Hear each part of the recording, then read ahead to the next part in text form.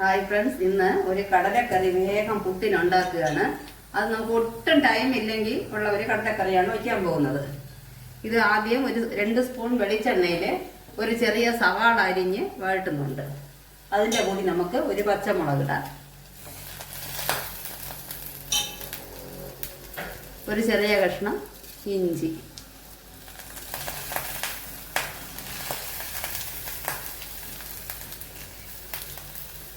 ഒരു ടൊമാറ്റോ,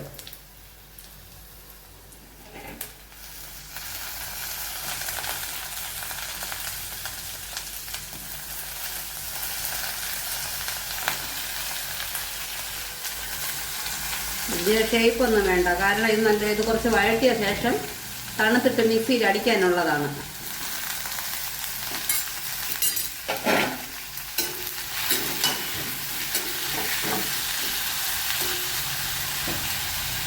കുറച്ച് ഉപ്പിടാം, ലൈറ്റായിട്ട് ഉപ്പ്,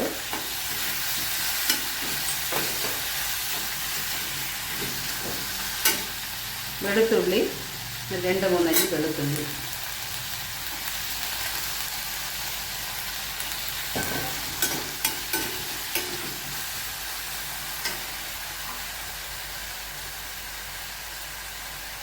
പിന്നെ കുറച്ച് കറി ലീവ്സ് ഇടാം, ഒരു 2-3 തണ്ട് കറി ലീവ്സ്.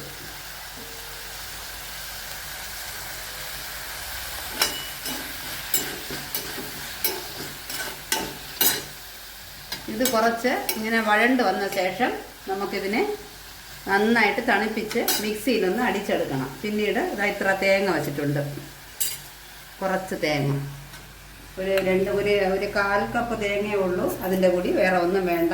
കുറച്ച് പെരിഞ്ചീരകം,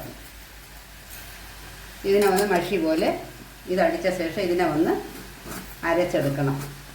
പിന്നെ കടല കുതിർത്ത് വച്ചിട്ടുണ്ട്, കടല കുതിർത്ത് വച്ചിട്ടുണ്ട്. ഇതിനെ ഒരു 2-3 വിസിലിട്ട് കുക്കറിൽ വിസിലിട്ട് എടുക്കാം. ഇതെല്ലാം കൂടി ഒരു 10-15 മിനിറ്റേ ആകത്തുള്ളൂ. ആദ്യം ഉള്ളി വഴട്ടുമ്പോഴേ ഈ പൊടികൾ ഇടേണ്ടതാണ്. ഞാനത് വിട്ടുപോയി, അതുകൊണ്ട് ഇപ്പോഴത്തെ ഒരു ചെറുതായിട്ട് 1 സ്പൂൺ കുറച്ച് എണ്ണ ഒഴിച്ചിട്ട് പൊടിയിടാം.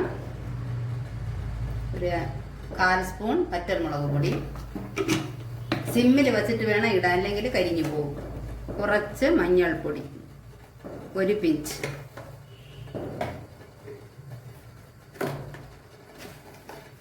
മല്ലിപ്പൊടി, ചെറിയ 1 സ്പൂൺ മല്ലിപ്പൊടി.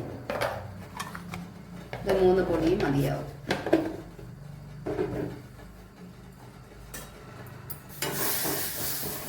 ചെറുതായിട്ട് ഒരു സെക്കൻഡ് ഒന്ന് വഴറ്റിയ ശേഷം നമുക്ക് ഈ കടല 6 മണിക്കൂർ കുതിർത്ത് ഒരു 4 വിസിലിട്ട് വേവിച്ച കടല ആ വേവിച്ച വെള്ളത്തോട് കൂടി തന്നെ ഒഴിക്കുക.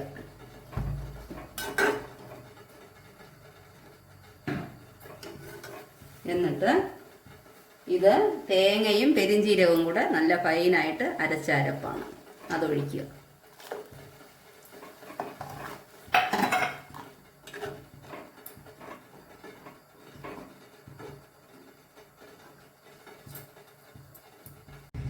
നമ്മുടെ ആ ഉള്ളി വഴറ്റി മിക്സിയിൽ അടിച്ചെടുക്കുന്നതിന് മുമ്പേ കുറച്ച് കടല വേവിച്ചത് മാറ്റി വെച്ചിരിക്കുകയാണ്. ഇത്ര കടലയും കൂടെ അതിൻ്റെ കൂടി ലാസ്റ്റിൽ ഒരു കറക്ക് ഇറക്കി എടുക്കുക.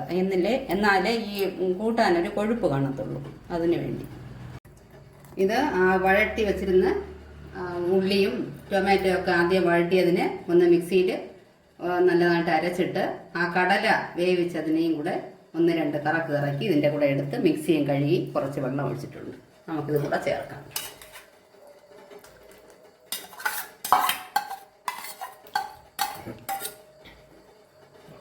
എന്നിട്ട് ഫ്ലെയിം കൂട്ടി വയ്ക്കാം, ഒന്ന് തിളയ്ക്കണം. ഈ കറി അല്പം ഇങ്ങനെ കുറച്ചിങ്ങനെ കട്ടിക്കിരുന്നാലേ നല്ല ടേസ്റ്റ് ആയിരിക്കത്തുള്ളൂ പുട്ടിൻ്റെ കൂടി. തീരെ വെള്ളം ആക്കരുത്.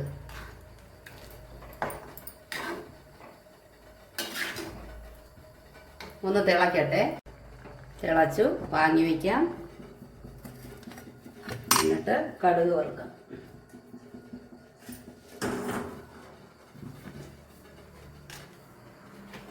ഒരു സ്പൂൺ വെളിച്ചെണ്ണ ചൂടാകട്ടെ. എന്നിട്ട് ഇതിൽ കുറച്ച് മല്ലിയില ചെറുതായിട്ട് അരിഞ്ഞു വെച്ചിരുന്നതിനെ ഇടാം.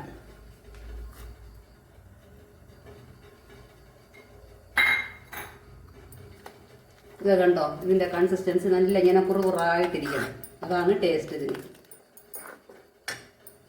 എണ്ണ ചൂടാകുമ്പോൾ നമുക്ക് കടുകിടാം.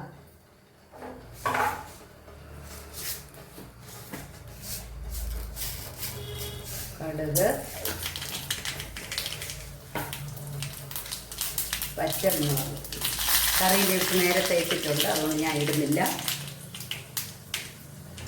ഓഫ് ചെയ്തു.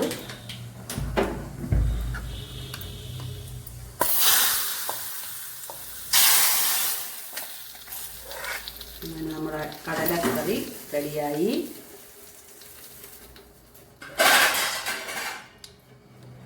പുട്ട്, കടല.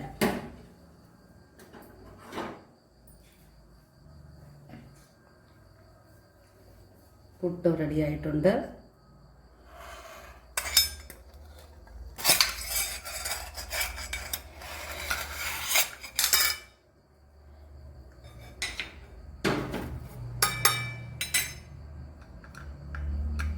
നല്ല ചൂട്. അങ്ങനെ അടിപൊളി പുട്ടും കടലക്കറിയും റെഡിയായി.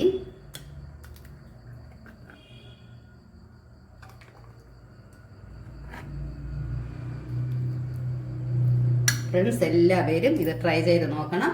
Please share and subscribe. Thank you.